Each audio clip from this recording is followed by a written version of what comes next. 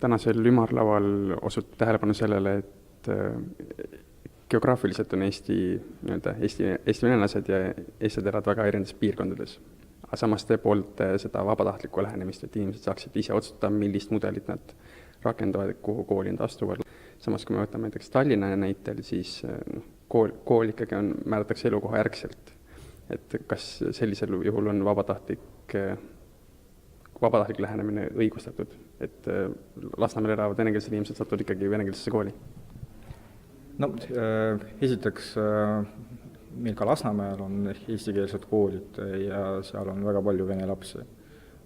Teiseks, vene lapsed, ehk lapsevanemad leiavad võimaluse, et nende lapsed õpiksid ka kesklinna koolides näiteks, sest see määramine ei ole kohustuslik. See määramine annab võimaluse, et koolikoht on tagatud ja kui see koolikoht ei sobi, siis lapsevanem saab ise valida ja loomulikult sõltuvalt sellest, kus on vabu kohti. Aga kesklinna koolides, nagu me teame, on ülelinnaline vastuvõtt, ehk siis konkurss, sinna kandideerivad ka vene lapsed. Aga kui lõpptulemus on sama, et kõik räägivad heal tasemel eesti keelt, et siis miks üldse ainult venekeelset kooli alles hoida?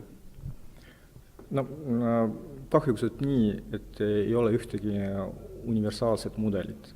Ei ole sellist mudelit, mis sobiks 100% igale lapsele. Ja me teame, et mitte iga laps saab hakkama, kui õppeprotsess toimub mitte emakeeles.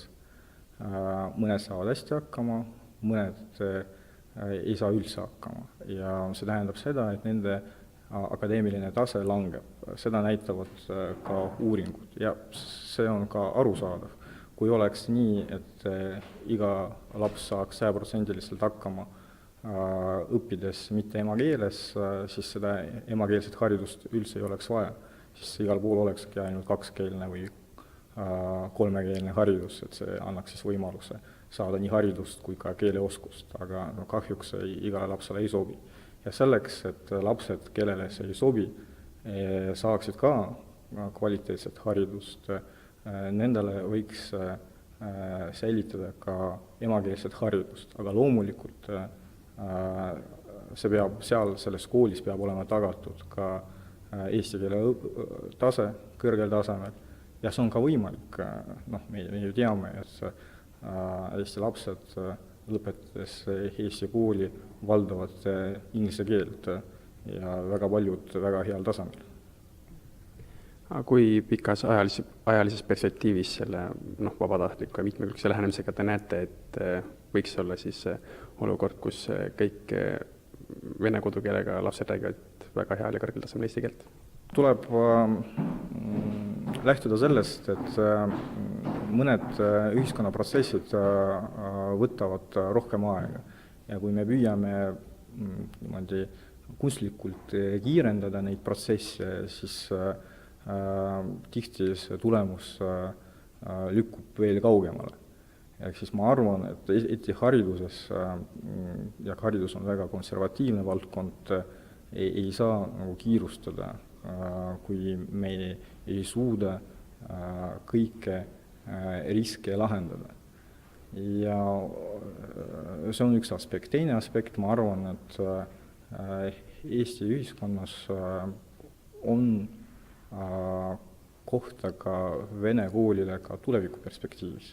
Loomulikult me saame aru, et suuremas plaanis suurem osa venekeelsetest inimestest hakkavad õppima Eesti koolides, aga kui Eesti riigis jääb 1, 2 või 3 kooli, ma arvan, et see ainult rikastab nii haridussüsteemi kui ka kultuurilise maastiku.